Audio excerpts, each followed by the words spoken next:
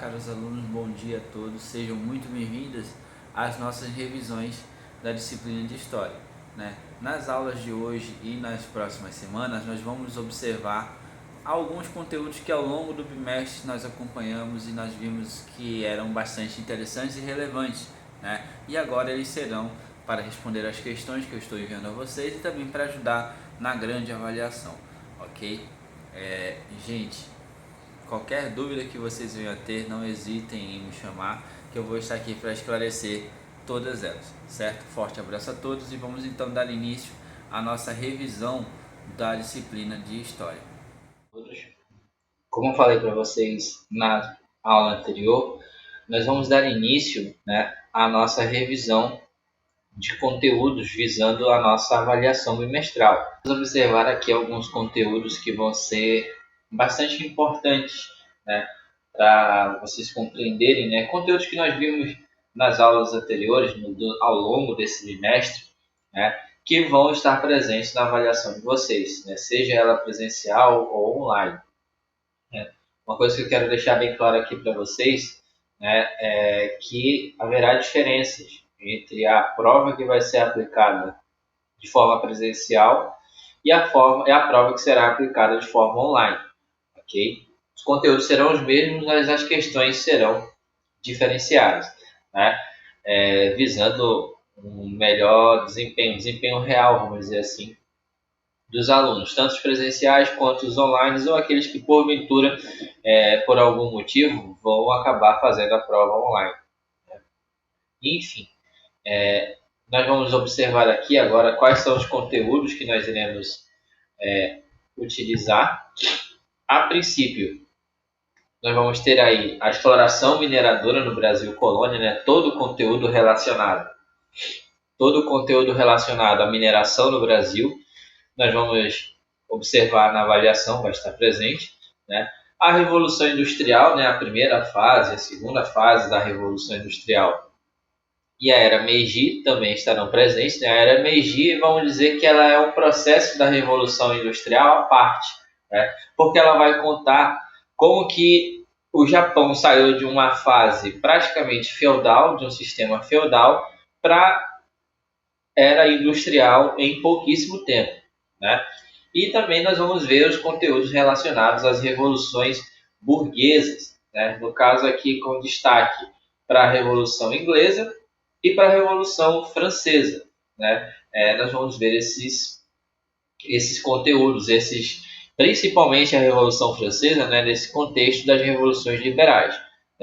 No livro de vocês tinha lá a questão envolvendo a repercussão iluminista na América, que é o caso do processo de independência das colônias americanas, das colônias britânicas na América, Revolução Americana, o processo de independência das colônias espanholas na América, o processo de independência do Haiti, que era a colônia francesa, e também nós tínhamos aqui os processos, o início dos fatores que levaram à independência, mais tempo depois, a independência do Brasil, que com destaque principal para a chegada da família real portuguesa ao Brasil.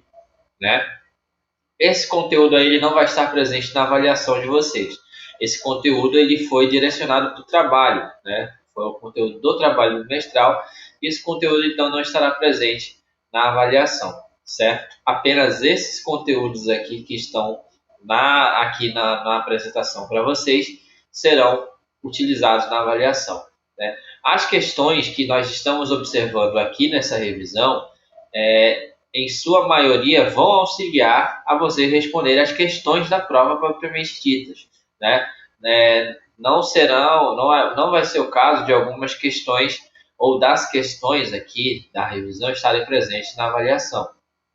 Algumas questões terão semelhanças, mas não serão de fato presentes aí, ok? Todas essas questões que nós vamos ver, serão ao todo 20 questões, serão utilizadas para vocês terem uma ideia de como que será feita a revisão, de como que será feita a avaliação, e vocês vão ter essa revisão aqui dessa aula e da aula que vem como base para estudar para a prova, além do livro didático. ok? Sem mais delongas, então vamos então às nossas primeiras questões, né? E a primeira questão já vai tratar desse processo de início de exploração mineradora na colônia brasileira, né? Na época, por Portugal, pela colônia portuguesa aqui, que era o Brasil, né? Como que se deu esse processo? Quais eram os fatores, né? Quais eram os objetivos das expedições portuguesas para o interior do Brasil, né? Como a gente já viu, como vocês já chegaram a ver no ano passado, né, na primeira série, surge lá o processo das grandes navegações, surge o processo do expansionismo marítimo em busca de mercados e também em busca de metais preciosos. Nesse meio tempo acontece o descobrimento da América, o Tratado de Tordesilhas, né, a divisão entre Portugal e Espanha no continente americano, mas principalmente a Espanha, ela consegue, vamos dizer assim, a Espanha ela consegue encontrar áreas ricas em metais preciosos, né? Ali próximo da região dos Andes, as grandes civilizações pré-colombianas, né, que eles acabaram por encontrar, que seriam lá os astecas, os incas. Essas regiões aí são riquíssimas em ouro. Eles encontram regiões ricas em cobre, em prata, aqui na América. Ou seja, a Espanha ela sai bastante na frente nessa busca por metais preciosos. E Portugal fica um pouco atrás, vamos dizer assim, nesse quesito. A partir do século XVII, que Portugal, de fato, vai entrar na questão do ciclo de exploração de ouro, principalmente, né? A questão de exploração de metais. Porém, com o passar do tempo, nós também vimos, e vimos isso no bimestre passado, que ocorreu o episódio da União Ibérica no Brasil, né? Quando as coroas de Portugal e de Espanha foram unificadas. E nesse período, então, o Tratado de Tordesilhas ele passou a não ter validade, vamos dizer assim, porque as pessoas elas migravam de uma região a outra, de um domínio espanhol para o domínio português. Principalmente os portugueses migrando para domínios espanhóis, sobretudo ali na região do centro-oeste e na região norte, aqui na região amazônica, né? E quais eram, então, né, os objetivos dessas expedições que são conhecidas como as bandeiras, né, os bandeirantes? Simplesmente os objetivos eram, obviamente, a busca por ouro e metais preciosos, né? A busca pelas chamadas drogas do sertão, que eram especiarias, nós vamos ver mais adiante do que se tratavam as drogas do sertão, que tinham alto valor econômico, e a captura de indígenas, né? A captura de indígenas para trabalharem nas vilas, nos povoados, né? Para serem catequizados, né? Cristianizados, vamos dizer assim. Esses seriam basicamente os objetivos, ok? Dessas expedições. Vamos então aqui agora falar um pouco sobre as drogas do sertão. Do que se tratavam essas drogas do sertão? Era uma série de produtos, especiarias encontradas nos territórios do Brasil, nas florestas brasileiras, né? Como o guaraná, o urucum, a castanha, o cravo, o cacau, todas essas aí, essas especiarias encontradas principalmente nas áreas do centro-oeste e nas áreas de floresta amazônica. Tinham altíssimo valor econômico no continente europeu. Altíssimo. Lembra que as especiarias foram um dos motivos iniciais para o início das grandes navegações, porque muitos desses produtos que vinham do Oriente, né, que eram já de conhecimento dos europeus, mas que vinham do Oriente, que vinham da Índia principalmente, eles passavam por vários intermediários que aumentavam significativamente o valor do produto. Pois esses produtos acabaram sendo encontrados aqui na América e, obviamente, tinham bastante interesse e cobiça dos vários mercados europeus. E os portugueses, então, trataram de se aproveitar desse domínio que eles tinham, dessa influência que eles tinham, né, para comercializar e faturar um pouquinho de dinheiro, vamos dizer, porque eram bastante valiosos esses produtos, ok? E com isso, Portugal ele passou a ter um pouco de dianteira nessa questão das especiarias, né? A importância que essas especiarias elas tinham no mercado europeu fez com que Portugal rendesse bastante dinheiro nessa circulação desses produtos, ok? Quais aqui a gente vai entrar de fato na questão da mineração, nós vamos tentar compreender quais de fato eram os principais pontos de origem do processo de mineração, da atividade de mineração no Brasil. Como nós falamos anteriormente, a mineração ela tem origem no século XVI, século XVII, século XVIII, século XVII aqui no Brasil. Né? E quais seriam os pontos de origem, então? Obviamente, vocês devem saber que o mais famoso ponto de mineração é Minas Gerais. Mas nós tivemos outras regiões. Tivemos regiões ali próximas de onde é hoje a cidade de Curitiba, no Paraná, regiões próximas ali ao sul do estado de Goiás, regiões próximas ali ao sul do estado de Goiás, regiões próximas ali no estado de São Paulo, ali na região de Araguá, entre outras áreas, né? Eram focos iniciais da atividade de mineração. Né? Obviamente que a região mais importante, a região mais explorada, vai ser a região do estado de Minas, né? Que foi a responsável pelo resultado que Portugal esperava tanto, né? Pelo grande, vamos dizer assim, achado que Portugal queria tanto, que eram grandes áreas de mineração de ouro. Né? Minas Gerais ela leva esse crédito por ser essa região de alta exploração de ouro, que a metrópole portuguesa tanto estava atrás. Né? Isso vai se dar lá pelo século XVII, ok? Então, nós temos aí não apenas Minas, mas temos várias outras regiões como pontos de origem da atividade mineradora no Brasil, ok? Vamos então avançando aqui um pouco, vamos para a próxima questão, que aí já falando desse processo de mineração. Como era um processo bastante intenso, bastante lucrativo, algumas coisas às vezes, né, vez ou outra, várias pessoas elas tentavam se valer de artifícios para ter uma grana a mais e burlar um pouco as leis, as legislações. Né?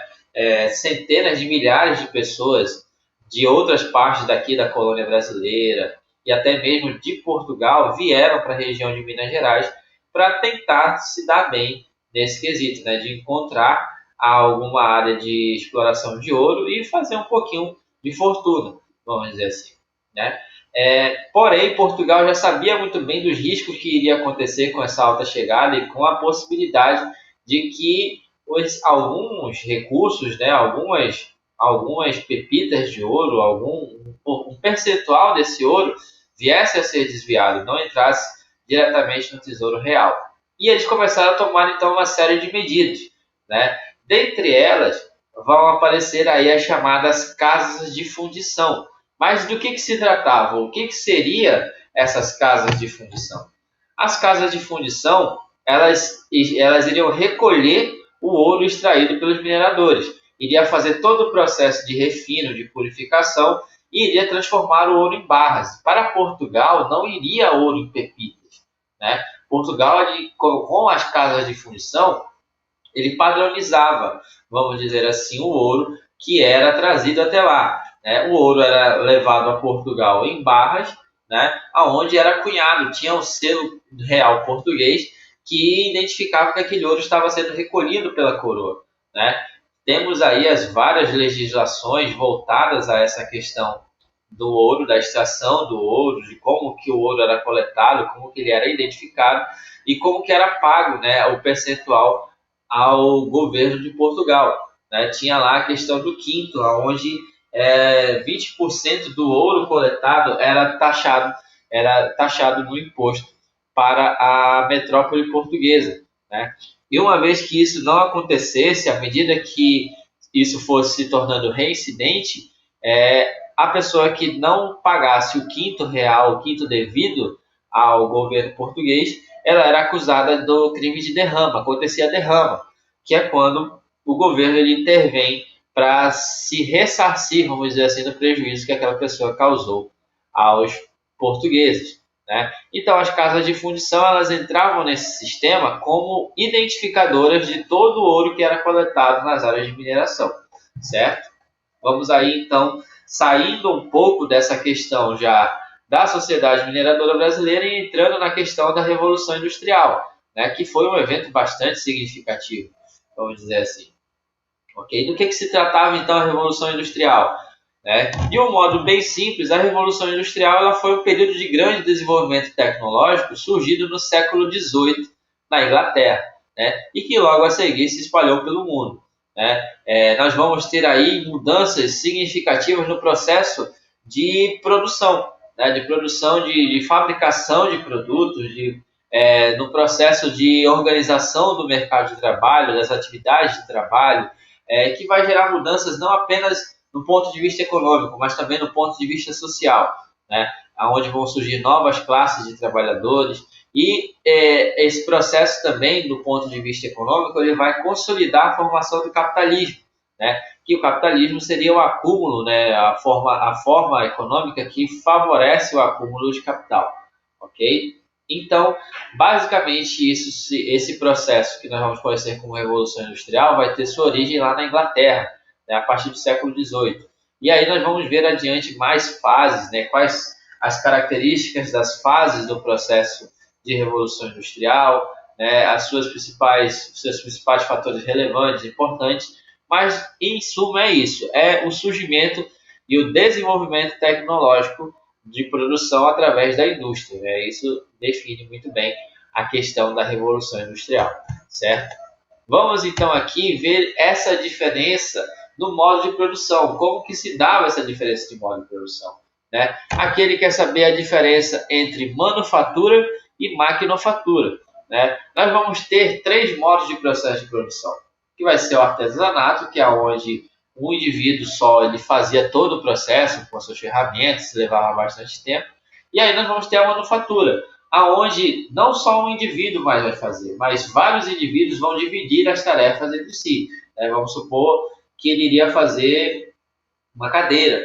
Cada parte da cadeira seria entregue para um funcionário, né, para um artesão que iria, o conjunto desses artesãos iria formar a cadeira no melhor tempo possível, né? A maquinofatura, já como o nome já diz, toda atividade de produção ela fica condicionada às máquinas, fica condicionada aos maquinários, né? E obviamente que a produção ela fica otimizada, o tempo de produção é maior, é mais rápido, né? E os fabricantes, os trabalhadores, né, os operários dessas fábricas, eles têm empregos assalariados, são remunerados, eles recebem salário para trabalhar como operadores dessas máquinas, ok? É um avanço, aí já começaria um avanço significativo na parte da produção, né? Saindo lá da parte artesanal e entrando na questão já industrial em larga escala, beleza?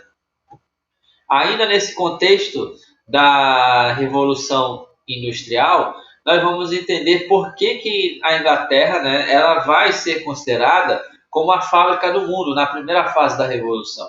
A Revolução Industrial ela vai ter 3 fases. Então, vamos ter a primeira fase, que vai ser essa fase que a Inglaterra vai ter uma certa preeminência.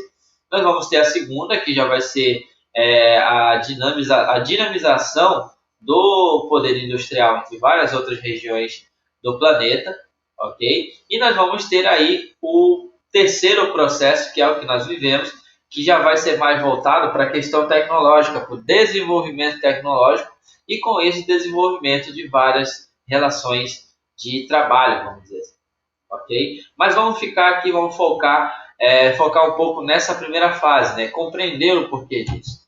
Basicamente, isso aconteceu pelo fato da Inglaterra, obviamente, foi a pioneira. No século XVIII, ela foi a pioneira desse processo de industrialização e tinha alguns fatores que a beneficiavam. Ela tinha o maior império do mundo, isso era disparado, né? Tinha colônias com bastante matéria-prima para o trabalho, tinha a mão de obra que tinha no território britânico, né? As áreas que antes eram de atividades rurais passaram a ser integradas à atividade industrial. Isso fez com que boa parte da população do campo acabasse migrando para as cidades e com isso seria a mão de obra necessária para o funcionamento dessas obras, né? E nós vamos ter também a matéria-prima, né? Muita matéria-prima presente além dos mercados consumidores, né? Haviam regiões que com certeza iriam negociar e comprar os produtos feitos na Inglaterra, e isso tudo vai tornar a Inglaterra conhecida como a fábrica do mundo naquele momento, né? Porque boa parte dos produtos vinham do território inglês, ok? Como nós podemos caracterizar a segunda fase da Revolução Industrial? Como já falamos anteriormente, A segunda fase ela vai dar continuidade nesse processo de revolução na indústria, porém com o aprimoramento de técnicas, o surgimento de máquinas e os novos meios de produção, né, que vão iniciar esse momento de dinamização da indústria. Né? A indústria ela vai, vamos dizer assim, se expandir para outros países, como Estados Unidos, França, Rússia, Japão, Alemanha. Né? Nós vamos ter mudanças também na forma de combustível, por exemplo. Antes, o combustível principal das fábricas e dos veículos, né, dos barcos, era o vapor, o barco a vapor, as indústrias alimentadas pelo carvão mineral, entre outros. Nós vamos ter a substituição, né, do carvão pelo petróleo como combustível de locomoção e de produção industrial, certo? Nós vamos ter também mudanças, né, no ponto de vista da questão.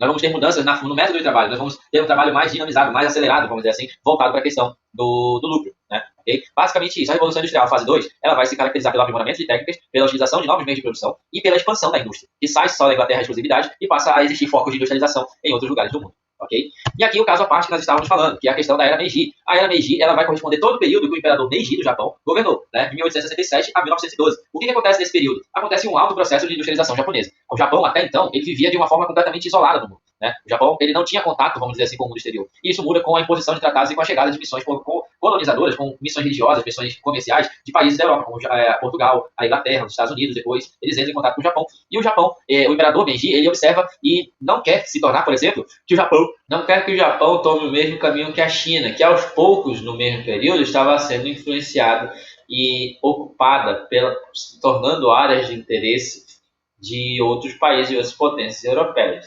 Né? Em especial da Inglaterra e da Alemanha.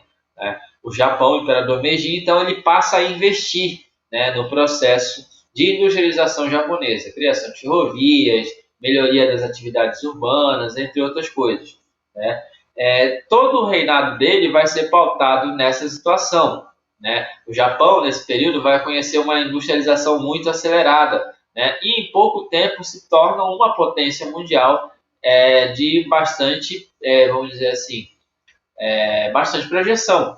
Né? O Japão ele vai até a ponto de criar para si a sua própria política expansionista, sua própria política imperialista, né? Que vai contribuir depois para os eventos que vão surgir, principalmente na década de 30. Né? Okay? Mas basicamente é isso. A Era Meiji ela vai ser um período de abertura tecnológica do Japão. O Japão ele vai se modernizar em todos os aspectos, em especial no aspecto científico. Okay? Vamos dizer assim, alguns costumes, alguns valores japoneses, eles acabavam deixados de lado por conta dessa modernização que o Japão estava vivendo. E uma modernização bastante acelerada.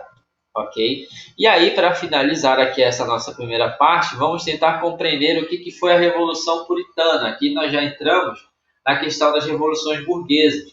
Né? Temos aí o destaque as revoluções. A Revolução Puritana ela tem característica inicial quando o parlamento impôs ao rei Carlos I, né, como que a petição, na verdade, dos direitos que dizia que problemas relacionados a impostos, prisões, julgamentos e formação de exército só seriam possíveis com a autorização do parlamento.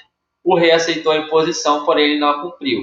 Professor, não consegui entender nada. O senhor pode explicar desde a origem? Basicamente, gente, a Inglaterra ela estava saindo da fase absolutista nesse período. Isso eu acredito que pelo século XVI, século XVII. Né? A Inglaterra era uma monarquia absolutista, desde o governo da Elizabeth I. Então, a burguesia ela se via menos privilegiada nesse processo. E ela começa a se articular para ocupar o poder. Né?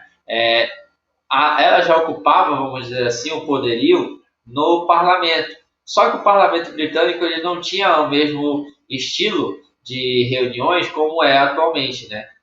O parlamento só se reunia quando o rei achava conveniente se reunir. Né? E aí acontece que várias medidas tomadas pelo rei Carlos, vai desagradar muito os burgueses, vai desagradar o parlamento, que impõe condições. Começa a impor condições ao rei Carlos, dizendo mais ou menos que todos os problemas de grande relevância deveriam ser tratados em conjunto, né?